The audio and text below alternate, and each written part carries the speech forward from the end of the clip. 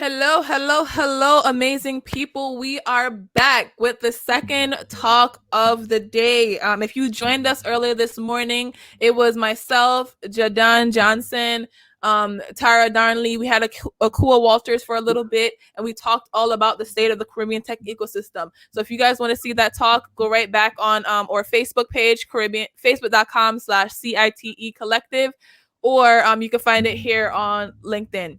For now, we're going to move into some new technologies and new tech-enabled companies that are coming out of the Caribbean diaspora. So founders of Caribbean descent who will be founding these companies. So today we have Carmel Cadet as well as like Melanie Painter. So Melanie is gonna go first and give us a little demo. But first, I want you ladies, to introduce yourself.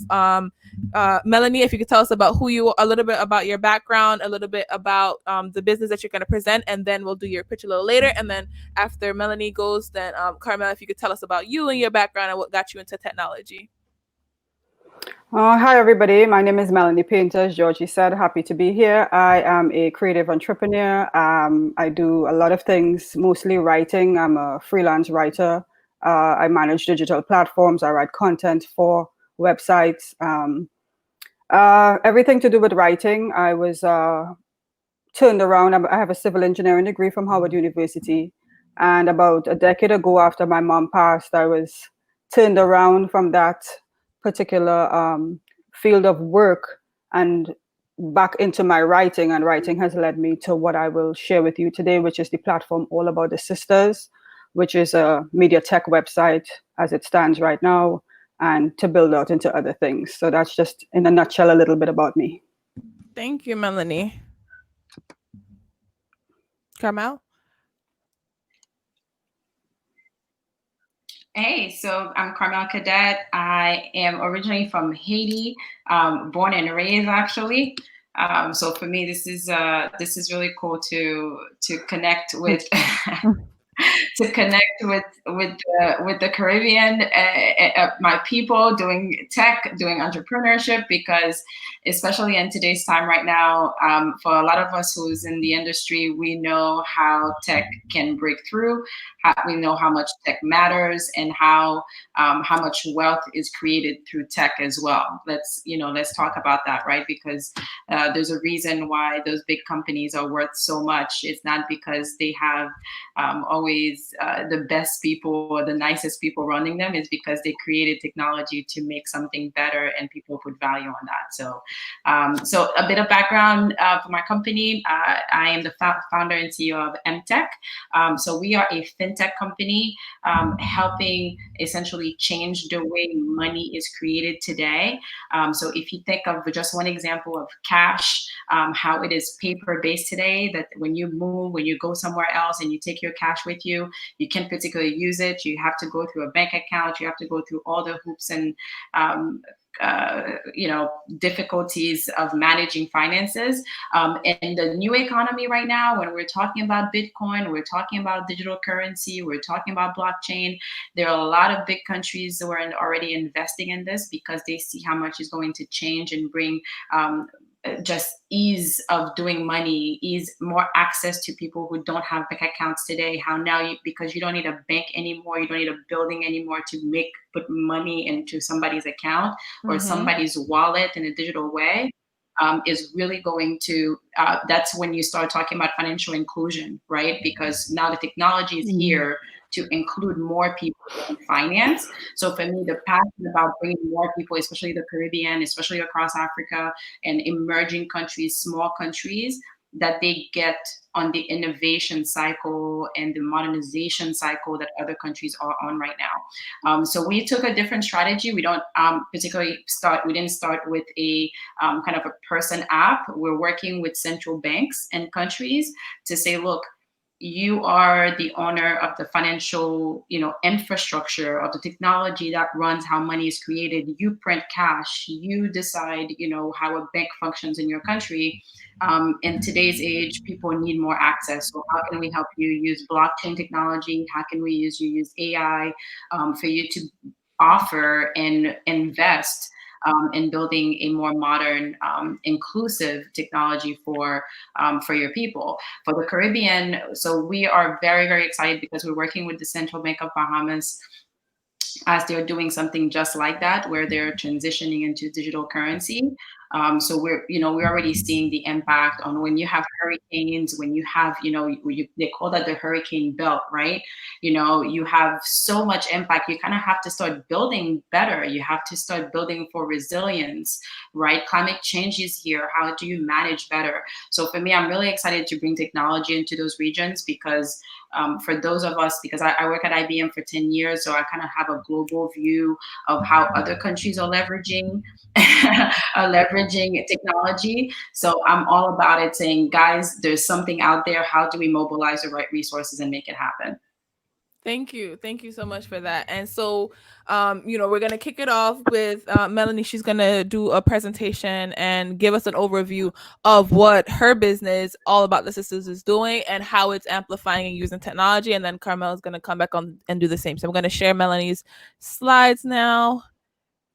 All right. It's up on the screen. You have the stage, Melanie. And I'm going to come off Thank camera you. temporarily so I can start sharing it on social so people could join our session. So, I don't want you to see me on my phone, but I'll be here. Okay. All right. Thanks, everyone, for this opportunity to share my initiative today. I'm Melanie Painter, founder of All About the Sisters. I'm originally from Trinidad and Tobago. So All About the Sisters, as you see here, is a media tech website that delivers wellness content to women of color. We are a digital wellness platform focused on linking women of color to consumer products and services, just like cadets, in 8 dimensions of wellness.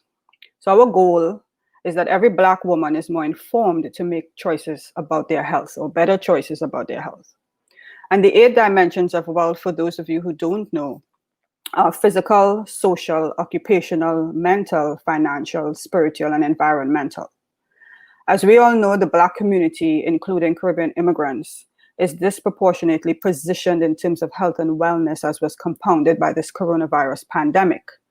I literally built this site in the last 3 to 4 weeks, and this idea has been in fruition since 2016 because I saw a need to bring Black wellness to one platform. And as a writer, this was a simple way to share information via a digital platform. I don't believe that there can ever be too much information. All About the Sisters aims to redefine what wellness means for the woman who is looking for free and or affordable ways to ensure she is in optimal holistic health and wellness. Currently, we are focused on the media portion, keeping on the pulse of wellness news relevant to Black women. At this phase, we are really testing the content to see if and how it works in practice and if we can build an audience. Over the course of the coming weeks, we will ramp up video, media, interviews with individuals via our podcasts, and companies, organizations advancing the cause for Black health and wellness through our podcast that launches early this summer. We want to be the go-to site for information in the wellness space and for our audience of women. Our ultimate goal is to bring innovative wellness solutions to our target customers. I'll give you a bit of a run through of the site now. Oh, did I remove that from the screen? Yes, I did. Hold on a second, guys. Here we go. So this is a little bit of an overview of the site. As you can see on the front page is really like a set of blog posts. And we also have a section where we post current events. That is like a rotating band of, as wellness events come up on our radar, we post it here so that visitors to the site can see that. As you can see here, we have our podcast carded. We are currently doing a lot of interviews. And the podcast will feature practitioners and their alternative therapies that prove we have a hand in healing ourselves. As we can see, if you live in America or even in some other countries, you can't really rely on the government to provide healthcare for you. So as Caribbean people, we know we could go outside and pick a piece of bush and boil it and drink the tea, and we'll probably get a fever down. It's things that our grandparents taught us. And this is stuff that comes out of the diaspora from the motherland. So all of these things, sometimes people are able to take those things and make new stuff with it. We hear a lot about using turmeric and using different things that we grew up with in our yards. We could just go pick something. And so we want to bring those old healing ways into a new technological way that people are using it to heal themselves, instead of having to always depend on going to a doctor, or finding, or going to the hospital for to help heal yourself. What we did add recently was a resource directory that we are building out slowly, and it will be a directory that posts a lot about the Black practitioners, who are championing the cause for health and wellness among the Black community. As you can see here, I even have the social aspect. We have the New York Urban League and the NAACP, because what is going on right now with George Floyd, they are able to bring a lot of awareness to the forefront and champion the cause for Black businesses and stuff like that. So we want this information in the hands of our people so that they will know. So this resource directory will eventually be adapted into an app, for easier mobile access. And so we have a directory of wellness for Black people. I call it the Black Wellness app. There's none like it now. There's a few websites with, directories, but nothing in an app form where you could just go to your phone, kind of like a Yelp for Black wellness. We need something like that. So it's an easy go-to. Who are these people that are championing the cause for Black health all around the country and then the world? Below here, we have, if I could just change the screen a little bit, we've set up a Patreon, and for a low monthly fee, I mean, really low, like $5, members can share in the conversations with our featured podcast guests and get the offers and steals and deals with the organizations and individuals that we partner with. So we are slowly building out this platform. This was the easiest way, based on my writing and journalistic background, to be able to do this and to share information across the board. And so, so far we've received a really good response to this. People are asking for more. And so we hope that a couple of you will, come on here, and as a community, you can, really like give feedback on things that we can change and things that we can do to help expand this effort and really create a place where wellness for Black people is taken very seriously. Because I believe that we needed it. We needed it, 100 years ago as much as we need it now. So welcome to All About the Sisters. Thank you so much, Melanie. And, I want to give a big shout out to Melanie. She pitched this week at the New York Tech Meetup demo night. So that is an amazing stage to be on. And we did, I partnered with the New York Tech Meetup to put on their virtual monthly meetups. And, the New York Tech Meetup is one of the largest meetup groups in the world. They've been doing the Tech Meetup, I think, 10 years now, probably even more than that if I'm not wrong. And it's a great room of people that are tech founders, entrepreneurs, and Melanie pitched All About the Sisters on that stage. And so and we did that event to celebrate Immigrant Heritage Month.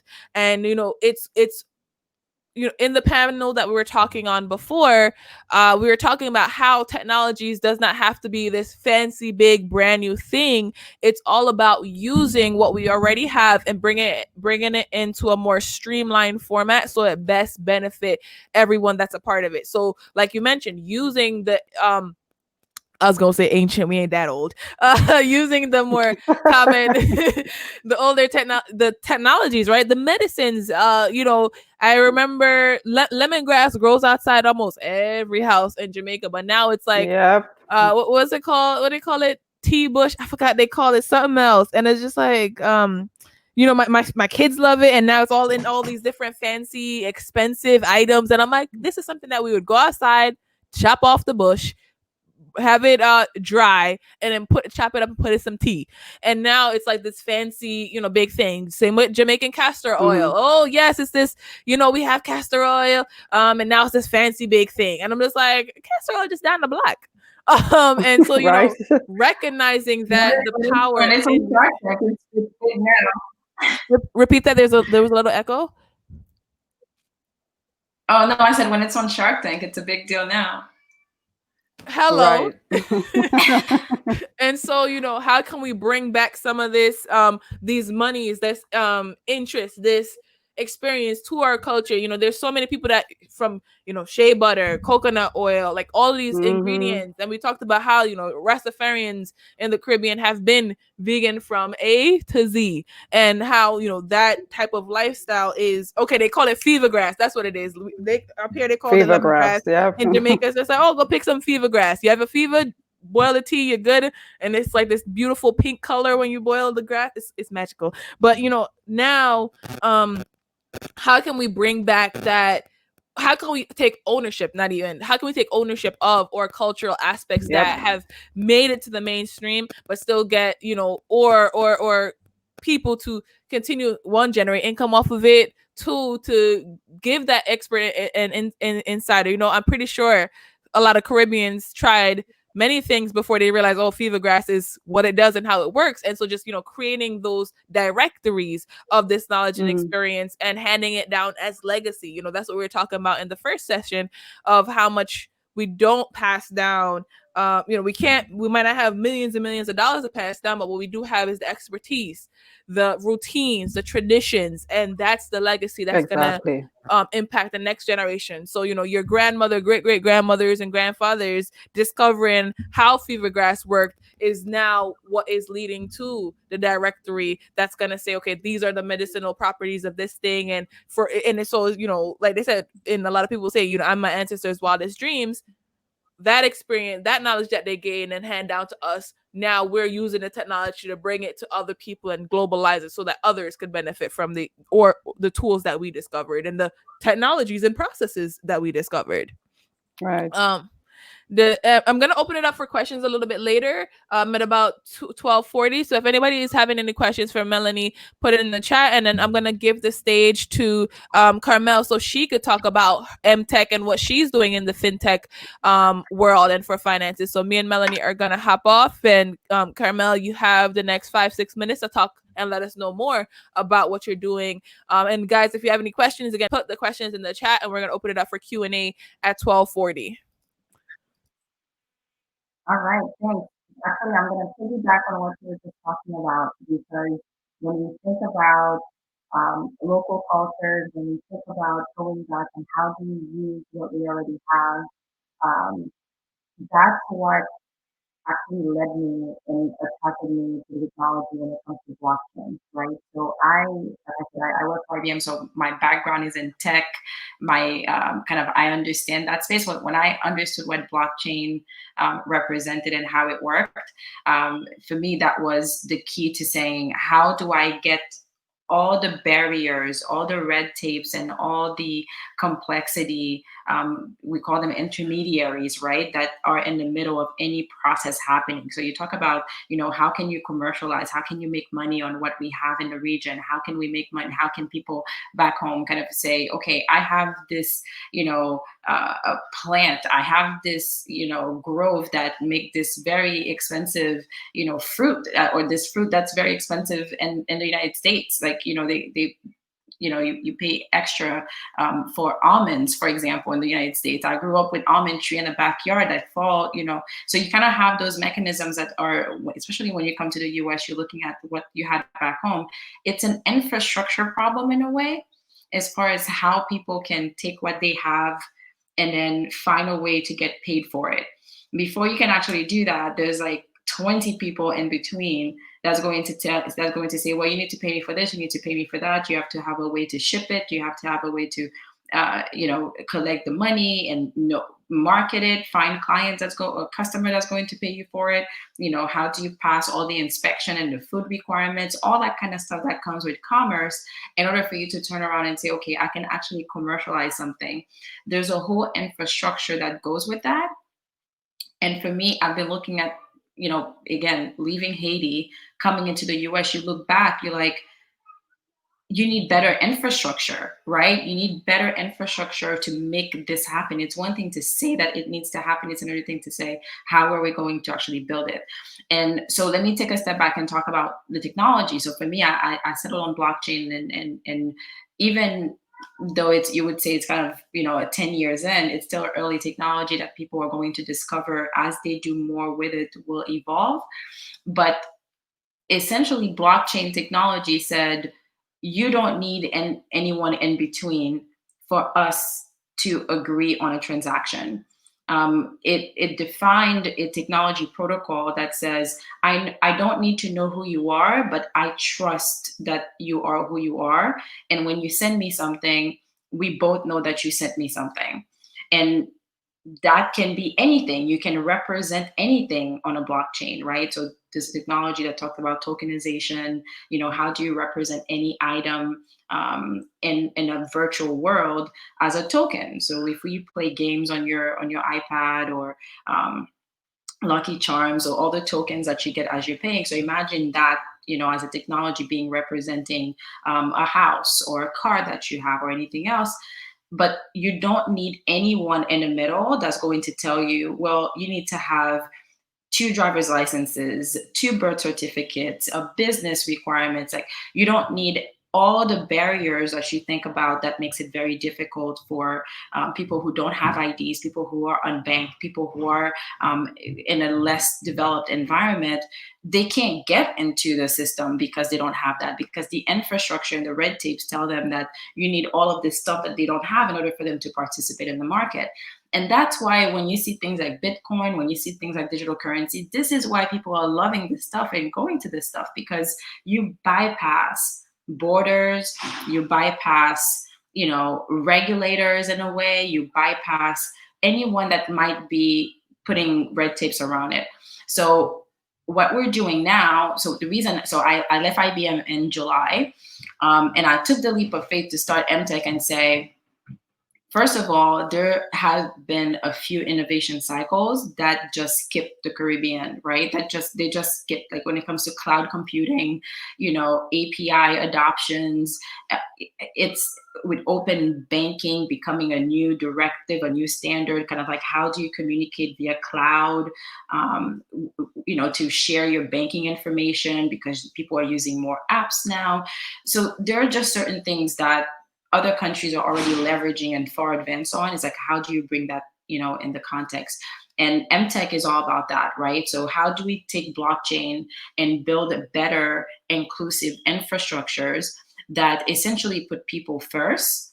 Because that's what has been a bit that ended up getting us the exclusion that you have right now, where millions and billions of people around the world don't fit, or don't want, or are not, or find it too expensive for them to be in this banking infrastructure.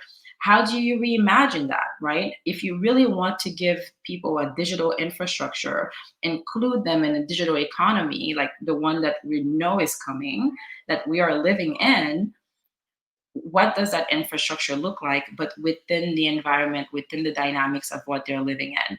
I mean, I still have my cousins and my aunts in Haiti. You're not going to tell them that they need some sophisticated tech just because they need to do something better, but they still want the benefits of either receiving money directly from their friends, right? Imagine if you didn't have to go to Western Union to send money back home, or if it was much cheaper and much faster. Because sometimes we use apps, and one thing that people don't realize is, like, we use apps and funds might seem to be getting to people faster, but in the back end, they're charging you a lot of money to do that, because it's such a mess, right, behind the app and the whole banking infrastructure, how you get money in. I mean, if you think about sending money from, Bahamas to the US, or Haiti to Jamaica, it goes from USD to before it ends up in Jamaican dollar, right? So you don't have the infrastructure and the right environment and collaboration that makes it possible to be more efficient and within that network. And that's just because you happen to be the Caribbean, right? Because the right economic setup is not in place. You don't have the right level of trade flows between the countries. Like, there's so many things that go into that. So that's the task in front of us that we're trying to figure out. We believe that blockchain technology brings a lot of benefit for this.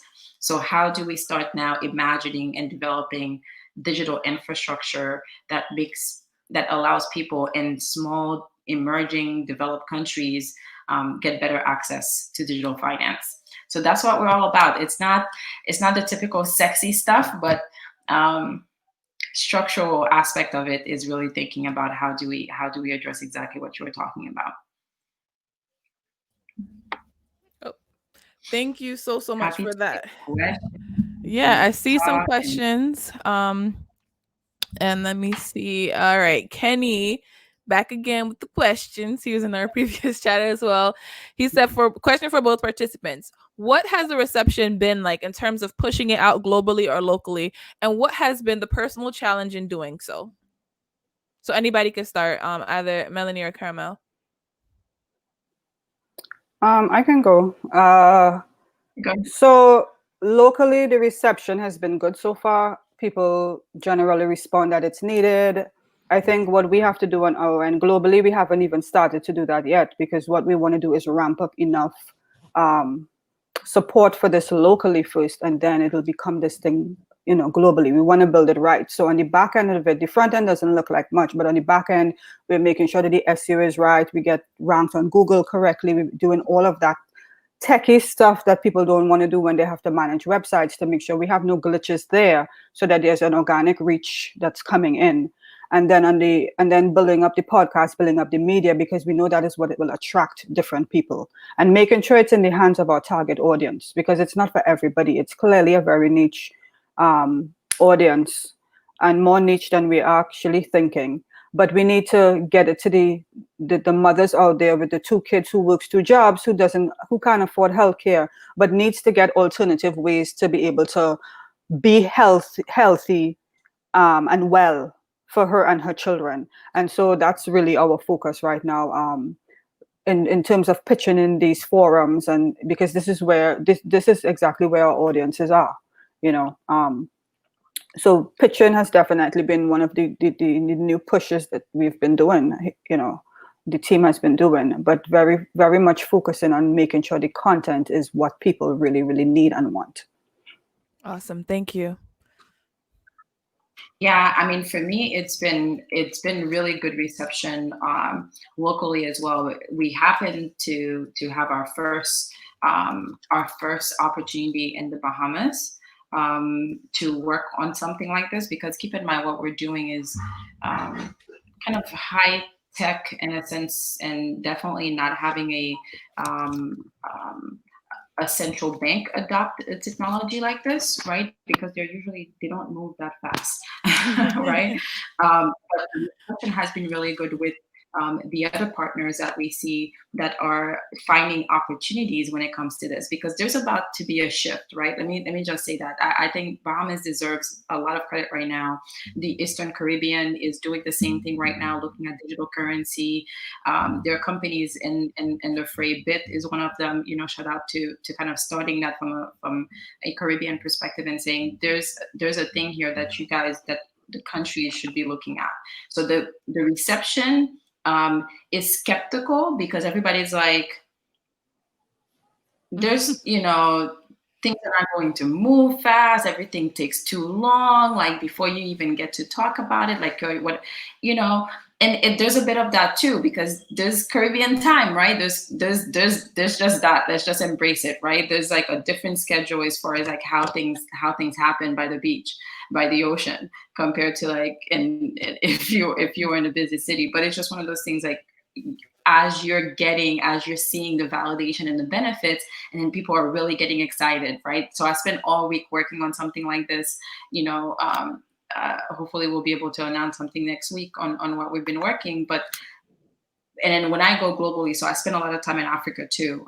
All late last year and beginning of this year, I kind of flew in from South Africa before I got locked out. But what's empowering for me is the innovators, right? When you have an innovator environment that are interested in technology, that are interested in jumping and learning, it makes a world of a difference. And that's where I've seen kind of the grassroots excitement when it comes to blockchain, when it comes to trying to find something new, because people know that what they have right now is not working, right? People are looking for alternative to do things better, to get in and find new ways to make money, find new ways to think and think about the future. Some difficulties is really about the fact that you have a lot of corruption, right? Just like everywhere. I don't think anybody can, say, one way or the other. There's just corruption everywhere. How you navigate around that, at least for me, is trying to find those pockets, right, of people who are aligned, and that can help you kind of execute and make something forward, and just keep your head down, right? And if you find an opportunity, if you find something that you can drive, just find the right people who can help you do that, and then let the noise be the noise. Because if I let that stop me, then I would never go into Africa and the Caribbean, right? So you kind of have to put that aside and still push through. Absolutely. And some folks in the chat were asking for the link, so I just put the links in the chat for MTech, as well as All About the Sisters, to follow, like, and share the companies and learn more. And and just to echo what both of you guys are saying, as well as to answer the question, having spaces where the noise could be amplified early on, and we were talking about this in our previous session as well, is having the same model that we use for Podna, Susu, Fufu, where it's like, okay, we're all putting into this pot, and then we're all going to benefit from putting into this pot. We need to have circles where it's like, if I post something, all 10 of y'all need to repost it, all 10 of you guys need to retweet, share, reshare, because if we just have a consistency of doing that, that's how social media, especially in the world of social media, right? If social media works, okay, if you get 1,000 likes, then you come up on the what's it called, the finder page, or you just randomly pop up in somebody's timeline. I made a tweet yesterday, right? And then somebody on my somebody that's following me, she retweeted, and then before I know it, the people that's following her retweeted, and then the people that's following her that's following them, that they retweeted. So it just takes us saying, okay, anytime we see something invigorating, don't think, there should be never a time where did I post this person's thing too much? The answer is always no. The answer is always no. As long as there's more people in the house, does Elon Musk, does Mark Zuckerberg, we had enough posts today, we're not gonna post no more, let's just turn it off. None of them say that. And it's not even just as a comparative thing, it's about just keep on saying and keep on doing, and before you know it, it'll become global, it'll become local, it'll become national. That's what we did with Site, right? Caribbeans in Tech. It was just a thing. Like I said, the first meeting that we had with Site in like 2014, early 15, it was five people at a restaurant, including myself. I was the youngest one. People were just like, whoa, what is this little girl? And at that time, 2019, I was what? 2014, I was what? I love the story, man. 18, 19. So I'm at 18, 19, running this thing. Everybody else at the table is in their nobody. I'm pretty sure nobody was younger than like 35, and majority men. Wow. So it looked like it might have looked like weird. So, but it was the start that got us here. It was the start, and everybody was from a different island, and everybody had different technologies and businesses, and they're like, we needed this group, right? And so, just recognizing that you have to start and trickle, and talk until you cannot talk anymore. Have I spread it enough? No. Have you shared it 10 times, 100 times, a million times? Still not enough. And then we saw a comment earlier. So if anybody has any questions, we could probably take another question before we come to our time at 1. But there was a comment made by Lasana. He was saying, he recently paid 300 TT, which I'm assuming is Trinidad and Tobago money, right? I don't know. Yes. Total to receive a wire transfer. So, I really love the fact that what you're working on, Caramel, will change this, because I have, I send money to family, and it's now increased to a second scope, where I have right now two employees that are based in Jamaica, and so finding proper ways to pay them has been a journey, and it's just it's a whole hustle. It's a whole hustle. I had to sit in it's exactly. I have employees outside of the US, so I have employees in Europe. Do you know at some point, poor guys, right? You can't hold them up, right? At some point, you have to pay the person, right? I literally had to spend 2 hours in line at the bank.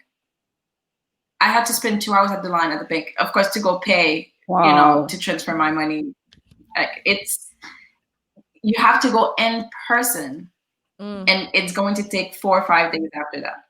Yeah, and then the worst not thing, counting weekends. yeah, Western Union, their fees are more, and I refuse to go anywhere. So it's like if I can't send it from your, I send the Western Union from the phone, but then you look at the fees, and then now we're doing something like PayPal is not allowed in certain countries. Like you can't really pay people because there was like scamming on PayPal, and then there was like scamming in Western Union, scammers or all the things, and then MoneyGram after you send a certain amount. So it's just like this. It's like, I just need to get these people the money. Do you want me to put in an envelope and mail it as coins? So it's just, why is it so overwhelming to get It gets faster. It gets there faster. Just put it in the bottom of the barrel. It'll reach. But it sucks to like have to go through these hoops. It sucks to go through these hoops. And like you said, by the time it converts, go ahead. Haiti, 50%. What was the number? 50% of the GDP relies on remittances of money, people sending money back home. The Caribbean, I would say it's about the same too. Haiti is kind of the biggest, right? But I would say the Caribbean is about 60%, relying on people sending money back home and sending money from one country to the other. And for you to go through this whole, it's the same thing in Africa too. Imagine you're a continent, you have 55 countries and you have 54 different currencies, just like the Caribbean, and you change them. You literally have to go to the US dollar first. So yeah, it's so a problem. How can we reinvent that? Yeah, so I'm glad you're working to reinvent that, and I'm glad Melanie's working to reinvent how we take care of ourselves, because I think a lot and we've seen through history when it comes to healthcare that it's not built for people of color, and right. and also, so not only is it not built for us or with us in mind, when we do go to these systems, or opinions are not respected. Even big name like Serena Wilson. I mean, did I say her last name wrong? Williams. Jesus Christ. don't ban me, y'all. Serena Williams. I'm like, this sounds wrong. Serena Williams is getting don't keep laughing. It's gonna make it last longer. Even big names is like getting disrespected inside of the hospital, not listened to when there are these concerns. Women are dying. Women are getting not proper treatment. People of color are being tested on for these diseases, and they even wanted to test on the COVID cures. And like, we're gonna go to Africa and test it over there. Like, come on. And so having and recognizing that we have a lot of these tools and ingredients and medicines that they use to create the cures right in our backyards oftentimes, and just teaching the next generations and the future generations, like, listen, don't go get this, here's a bush, here's a recipe that can actually heal this more naturally and more cost effectively on your own time, and make you feel safer as a parent, as a human, as a person of color. So just like building out these infrastructures to get our money right and our minds and our bodies right is essential for I forgot who was mentioning it earlier, like the different pillars of just having a good life. And it really is disappointing that we have to work so hard. Georgie. Yeah, you said it. I'm just like, somebody said it. 8 dimensions of wellness, right? 8 dimensions of wellness. And so, it sucks that we have to work so hard at it. But you also got that mind right. Yep. So do we have any final questions? I see somebody says, they're talking about Bitcoin in the chat. Shed light on Caribbean developers. So yes. Just using the resources that we have, which is a lot. We have experts that have left the Caribbean islands, like Carmel and Melanie, but in every conversation, you're hearing Haiti, you're hearing Trinidad, you're hearing these islands, and I come through a room and I'm thinking I'm speaking English, and they're like, "Oh, what's your accent?" And I'm just like, it's stapled on us, it's labeled on us, and so just repping it and showing and sharing. So ladies, do we have any final words to leave with the audience before we end our conversation? No, I just want to reiterate. Let's close it how we started. Go ahead. Okay. I just want to reiterate sharing, guys. Thank you for the opportunity to share here, but we need to share beyond. If we want these initiatives to really take hold and really spiral and grow, we have to share everything. Georgie knows me. When she puts something out there, I just share it immediately, whether I can get on or not. I just share it because maybe my eyes may not be on it, but if I share it with somebody else, they may log on and be able to share with their people. And I think that's what we have to do as a community. And I just want to reiterate that for all of us as we are in this global Black movement of, highlighting Black folk. Let's just not do it in now times because of George Floyd, but let's just do it continuing. Let's just continue to just keep doing it to amplify our people and raise our voices, because that's what we need to do at the end of the day. Yes, I mean, I'll say as far as sharing is very important, but for me, I mean, given the space that I am, one thing that I talk to my friends all the time, I'm on a mission to tell, our people, Black people, Caribbean people, Africa people, not only technology is the future. So, trying to think about how technology impact your life today. If you are interested in technology, just invest in it, learn and just put time into it, because there's a lot of value. It's really a way for you to kind of think and put your ideas forward, right? It's for you to bring yourself to the world. Technology really gives you an opportunity to do that. But what I would tell people too, as far as if you don't know about Bitcoin, if you don't know about digital currency, please do research, take a look at it. This is one of those things I think everybody should own. Everybody should get understanding what that looks like. Is when I tell people very basic, right? Because Bitcoin can be very confusing to people. Everybody knows about owning stocks, right? Everybody wish they could own stocks. You always hear about stocks. So imagine if you could own a stock that you could also have in your wallet and you pay people with, right? Meaning it's risky, right? It's risky because the value goes up and down like this, but it is so convenient for you to use it every day. That's the big difference. Right. That's why people love it. It uses a technology that you don't need a bank to transfer to somebody, and somebody is going to take it from you to buy food, to pay for medical bills. And as more and more people use it, it becomes a form of currency that does not have the same restrictions. So that's the promise, right? So imagine that you're holding a stock that has no limit on the value that it could go up to. Also, it could go down. So you kind of have to be careful. So I'm not saying that it's for everyone, but people should look at this for wealth creation, for wealth building, to hedge yourself, right? Kind of diversify your portfolio. Don't put all your eggs in one basket. Just take a look at Bitcoin and do your own research. That's my message. All right. Thank you so much, Thank Carmel you. and Melanie, for being here. Guys that are watching, gentlemen and ladies, we will be back in 2 hours at 3 p.m. We're going to be back live for our last session of the day. And we're going to be talking about why it's important to build communities. And we're going to be featuring Eva Wilson from Soca Mom, as well as Dominic Christopher from Day Abroad. And I'll be on that panel, as well as Malcolm from who is the vice president of Site and the founder of Ninjas in the Machine, which is a development company. So guys, join us later, 3 p.m. same place. We're going to be streaming both to Facebook on the Caribbeans and Tech page, as well as LinkedIn live through my profile, Georgianne Gettin. Thank you so much for joining us this morning. We had great conversations. The replays are up. Thank you so much. Thank you, honey. Thank you, Georgie. You're welcome. Bye, everybody. Bye.